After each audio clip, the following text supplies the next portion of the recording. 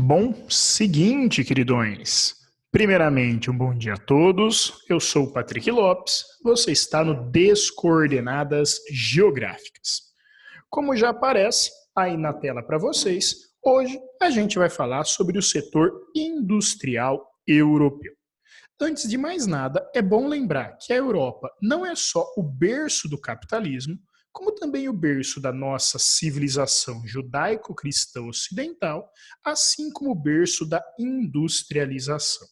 Então, nós estamos falando aqui de países que ou foram pioneiros ou acompanharam muito de perto as três revoluções já concretizadas e também a quarta revolução industrial. Falar de indústria na Europa é falar muito sobre a história do capitalismo aqui no Ocidente. Para começar, a gente começa com a mãe de todas as pátrias industriais, o nosso querido Reino Unido. O Reino Unido, ele pode ser considerado, sim, um dos países pioneiros na industrialização. A Revolução Industrial de 1750, ou de meados do século XVIII, se você preferir, ela vai acontecer nessa região. Só para lembrar vocês, quando nós dizemos Reino Unido, nós estamos falando de uma agregação de quatro grandes nações: a Escócia, a Inglaterra, o país de Gales e a popular Irlanda do Norte.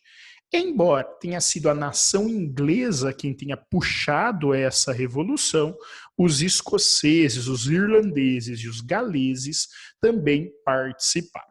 E quais são os motivos que a gente pode ver como os principais para que o Reino Unido tenha liderado essa revolução industrial?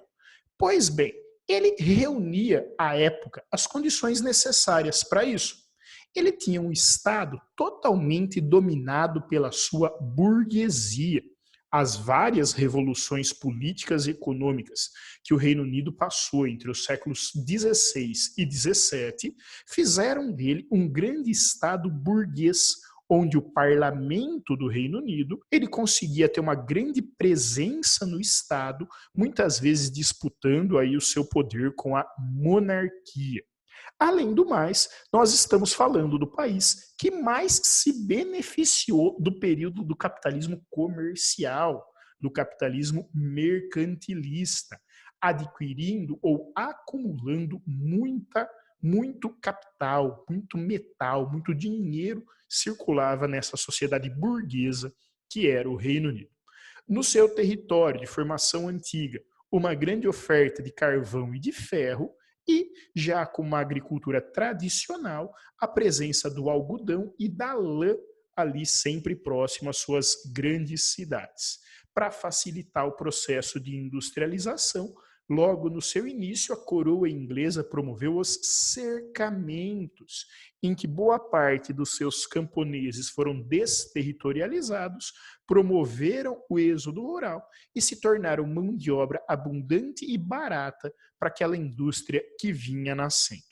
Nesse momento, os setores de maior destaque na primeira revolução industrial acabaram sendo a metalurgia, que transformava aquele ferro com a ajuda do carvão em aço, o setor ferroviário, que viveu uma expansão gigantesca e pôde levar mercadorias para lugares que até então eram inacessíveis para determinadas indústrias, o setor têxtil, que foi o grande promotor, né, foi o grande popularizador da máquina a vapor, e também a gente pode destacar o setor naval.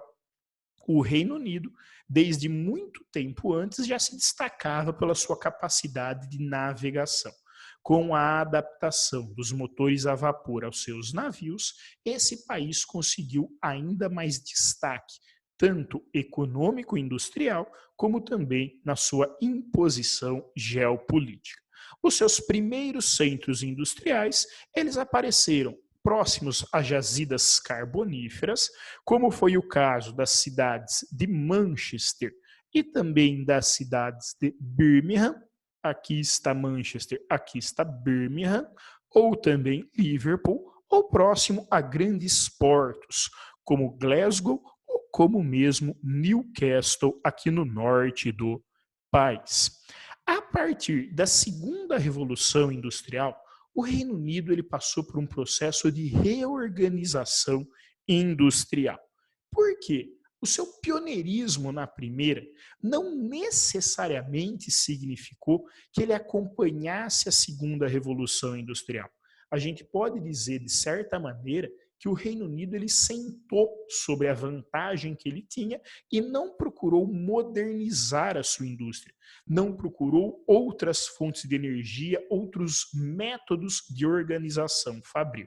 Então, com a concorrência da Alemanha na Europa e dos Estados Unidos em escala global, a sua indústria se reorganiza.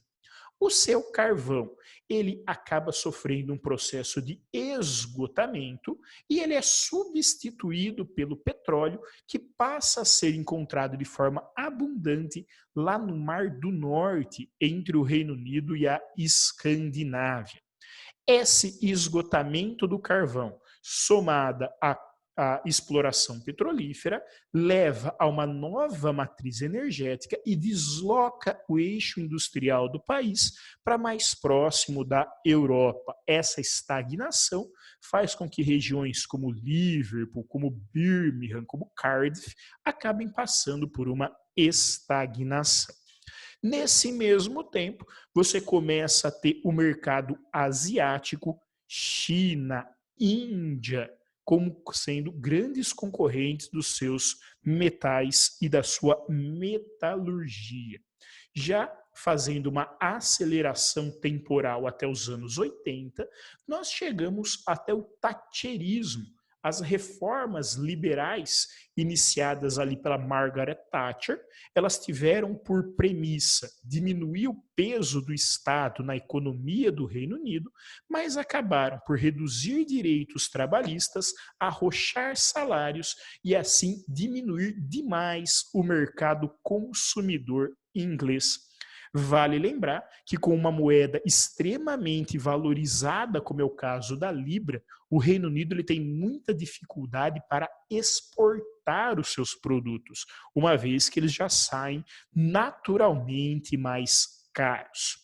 Com o passar do tempo, o Reino Unido ele vai se adaptando a essas novas tendências, aquelas desigualdades criadas pelo thatcherismo até hoje não foram superadas. É um país que ainda enfrenta muitos problemas.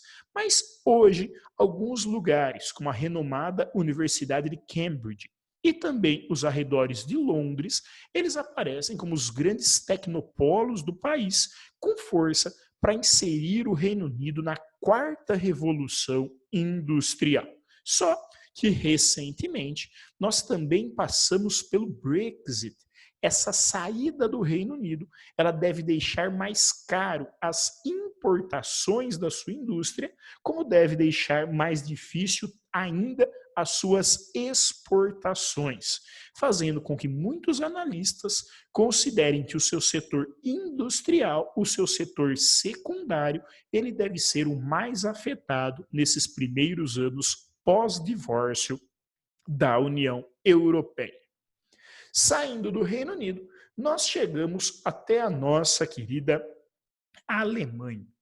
A Alemanha, queridões, ela é um caso à parte dentro do desenvolvimento da economia liberal. Por quê? Porque ela adotou um caminho diferente.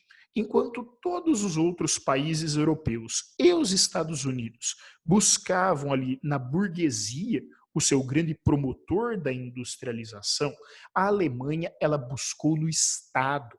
E por que teve que ser o Estado alemão? Porque estamos falando de um país que se unificou tardiamente. Com a unificação tardia da Alemanha, não houve tempo para a formação de uma burguesia atuante na sua economia e no seu Estado, e essa burguesia precisou se aliar ao governo de Otto von Bismarck para que esse governo providenciasse ali indústrias de base, infraestrutura de transporte, comunicações, para que a industrialização ocorresse na Alemanha. Como estamos falando de um país que era uma grande colcha de retalhos até meados do século XIX, a militarização também foi uma marca da Alemanha. No seu território, a presença de ferro e carvão, lá na região oeste de Alsácia e Lorena, possibilitaram que aquela região, somada à hidrovia do Reno e do Ruhr, se tornasse o grande centro industrial do país. Essa militarização alemã acabou levando ela a duas guerras mundiais.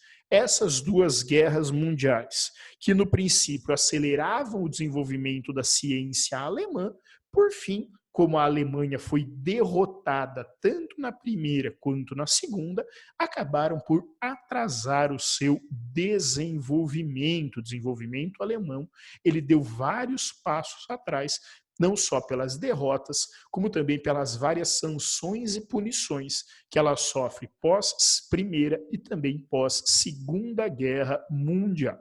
Pós-Segunda Guerra Mundial, o país ele passa por um processo de divisão, criando-se duas diferentes Alemanhas. A República Federativa Alemã, a Alemanha Ocidental, que segue do lado capitalista, e a República Democrática Alemã, Alemanha Oriental, que segue agora perdão, do lado socialista. E essas duas regiões, elas acabam tendo formas de industrialização distinta. Lá na Alemanha Ocidental, voltam-se as atenções do Plano Marshall para se recuperar a estrutura industrial do Vales do Reno e do Ruhr, e lá na Baviera, no sul do país, Munique também começa a se destacar como um grande centro tecnológico, como um grande centro de ponta. Essa industrialização, ela se dá em indústrias que consomem muita matéria-prima, é o caso da indústria automobilística e da indústria ferroviária. Nós temos diversos exemplos de grandes marcas automotivas alemãs e também em grandes indústrias de ponta. A indústria química, a indústria farmacêutica, os agrotóxicos, a biotecnologia alemã, elas chamam sempre, desde o começo, aliás, a atenção da economia mundial. Já pelo lado oriental, a União Soviética tenta fazer da República Democrática Alemã uma área de vitrine. Então, você tem um investimento até maior do que nas outras áreas socialistas para a qualificação da sua mão de obra e também para a sua indústria de base e para a sua indústria de transformação. Os problemas inerentes ao próprio socialismo levam à derrocada econômica da parte oriental, à derrubada do Muro de Berlim e, em processo político muito comemorado, a reunificação alemã. A reunificação alemã, ela basicamente é um encampamento da parte oriental pela parte ocidental. Logo em seguida dessa unificação, nós temos ali um processo de crise na economia alemã, de certo decréscimo na sua economia, mas logo em seguida, aquela mão de obra qualificada, aquela disponibilidade de mão de obra barata e de matéria-prima acessível, faz com que muitas empresas do oeste se mudem para o leste, recuperando a economia alemã, ao ponto de fazer dela hoje a terceira maior economia do mundo, atrás de países muito maiores e muito mais populosos, como Estados Unidos e China. E é na Alemanha hoje que nós temos o grande berço da quarta revolução industrial. A Alemanha lidera a indústria 4.0, tendo lá no sul do país, na cidade de Munique, o berço de todas essas mudanças tecnológicas. Pulando da Alemanha, a gente vai para o seu vizinho França. A França, queridões, ela sempre teve condições mais do que necessárias para a sua industrialização. Ela juntava, em meados do século XVIII, as mesmas características do nosso popular Reino Unido. O grande problema da França foram os seus aspectos políticos, o longo período napoleônico, que envolveu o país em diversos conflitos e acabou combalendo a sua economia, e também os seus aspectos demográficos. Ao contrário do que ocorreu no Reino Unido, os agricultores franceses, eles resolveram permanecer no campo, o que limitava a sua mão de obra e limitava também o seu mercado consumidor. Quando, enfim, a França resolveu se industrializar, ela foi para o leste do país, na região de Alsácia e Lorena, que ela compartilhava com a Alemanha, e esse atrativo de ferro e carvão foi o grande ímã para o expansionismo alemão, que nos primeiros movimentos pós-guerra adicionou toda essa região.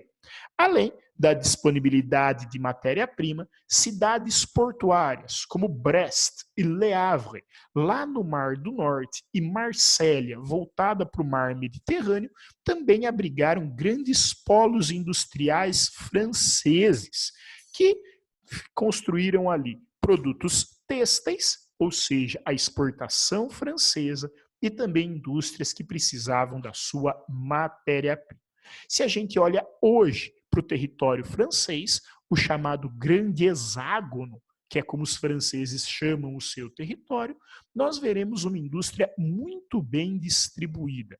Paris, na região centro-norte, Marsella, no sul, Estrasburgo, no oeste, Nantes, no sudeste, Brest, no sudoeste, no noroeste, aparecem ali como seus principais centros industriais. Na região central da França, predomina a produção alimentícia, predominam as indústrias de alimento.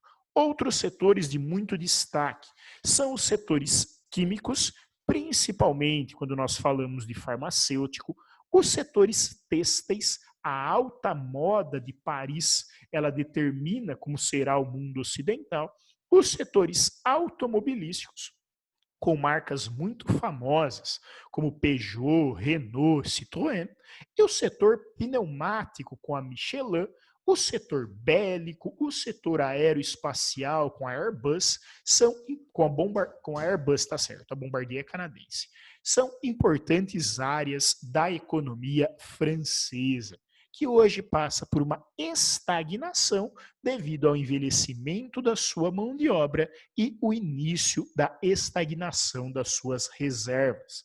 Tanto é que a França é o país europeu que mais investe na energia nuclear.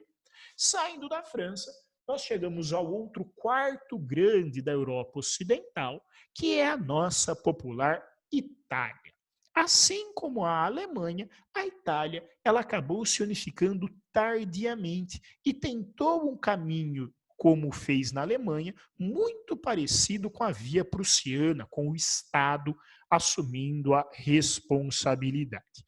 Acontece que lá na Itália, a forte presença da Igreja Católica, que tentava ao máximo retardar a modernização do país para manter o seu poder, aliada à constante instabilidade política, atrasaram o desenvolvimento do país como um todo. Essa instabilidade política levou ao poder o ditador Benito Mussolini, que conduziu a Itália na derrota na Segunda Guerra Mundial. Derrotada na Segunda Guerra Mundial, mas sendo interessante para o modelo capitalista, a Itália ela acabou recebendo muitos recursos do Plano Marshall, que acabaram se concentrando no norte do país, na chamada região da Lombardia italiana. Ali no norte, destaque para 3 cidades que formam o chamado Triângulo do Desenvolvimento. Turim, Gênova e Milão, elas formam ali o grande eixo industrial da Itália. Essa região, ela apresentava mais população, portanto, maior disponibilidade de matéria-prima, maior disponibilidade de mão de obra, também apresentava mais disponibilidade de recursos minerais, além de rios com corredeiras que poderiam servir para a geração de energia hidrelétrica. Ressalte-se também que, geograficamente, essa região é mais próxima de outros centros industriais, como a França, a Suíça e a Alemanha. Se lá no norte do país nós tivemos um rápido desenvolvimento econômico e industrial, no sul do país esse desenvolvimento ele foi retardatário, fazendo do sul área predominantemente agrícola e pelos aspectos que assumiu a economia italiana, consequentemente mais pobre, sendo chamada de região do Mezzogiorno, a chamada região do meio-dia, onde se destacava a produção de alimentos e as indústrias alimentícias. Talvez a mais famosa de todas tenha saído dali da cidade de Parma, a nossa popular Parmalat. Agora, no século XXI, o governo italiano tem tendendo a combater as máfias que se formavam do sul da Itália, passou a dar mais atenção para essa região do finzinho de La Botta e a criar ali uma industrialização dirigida. Cidades como Nápoles, Cagliari, Parma, Bari começaram a receber muitos investimentos industriais. Para finalizar, outros destaques industriais e econômicos da Europa. Aqui na Europa Ocidental, o Benelux, Bélgica, Holanda e Luxemburgo. A Holanda, uma grande indústria petroquímica, destaque aqui para a Shell, empresa anglo-holandesa, e de eletrodomésticos, onde o grande destaque é a Philips, que fica lá na cidade de Eindhoven. Na Bélgica, a sua popularíssima indústria têxtil e a sua indústria alimentícia, pautada no leite e também no trigo, fazem boa fama desse país. A pequena Luxemburgo, ela se destaca pelos seus instrumentos de precisão e também pelos seus instrumentos médicos. Lá na Península Ibérica, Portugal é um lugar de refinarias petroquímicas e também da produção de alimentos, principalmente ligados à produção de azeitona e ao pescado. Já na sua vizinha Espanha, além do setor petroquímico, com uma enorme empresa transnacional como é a Repsol, também setores pesados que utilizam mão de obra pouco qualificada, como a metalurgia e a siderurgia. Deslocando-se ali para a Europa nórdica, a Noruega também se destaca pelo petróleo explorado no Mar do Norte e pela pesca, sobretudo do mundialmente conhecido bacalhau norueguês. A Suécia, país mais industrializado da região, beneficiada pelas suas reservas de minério de ferro e também de carvão, vai ter a indústria extrativista, a indústria automobilística, com exemplos como Volvo e Scania, e as telecomunicações com a Ericsson como sendo seus grandes setores. Já a Finlândia é talvez um dos países que melhor há de se aproveitar da quarta revolução industrial. Além das suas boas indústrias de alta tecnologia, no país nós também encontramos uma indústria madeireira muito forte devido às suas reservas em florestas de coníferas. Continuando com alguns destaques individuais, ainda na Europa mediterrânea, a Grécia, que embora passe por uma pesadíssima crise, tem na indústria de alimentos e na indústria naval uma força econômica.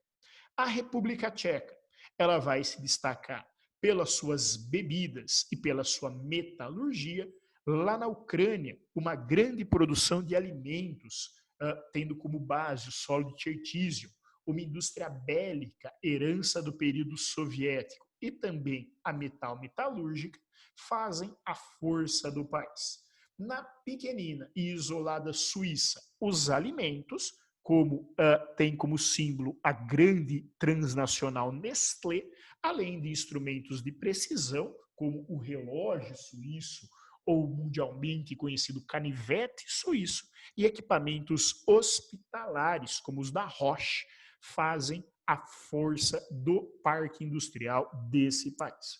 Outras nações do leste europeu que merecem algum destaque é a nossa popular Romênia, muito voltada na indústria de base, e a Bulgária, que além de vidros e cristais, também é uma referência na exploração de rosas. Os óleos de rosa, ou a manufatura de tudo que é voltado à rosa, fazem da Bulgária também uma referência. Isso é o que nós temos a falar sobre a Europa. Espero ter ajudado. Curtam, compartilhem. Esse é o Descoordenadas Geográficas. Até mais, queridões. Valeu. Abração. Tchau, tchau.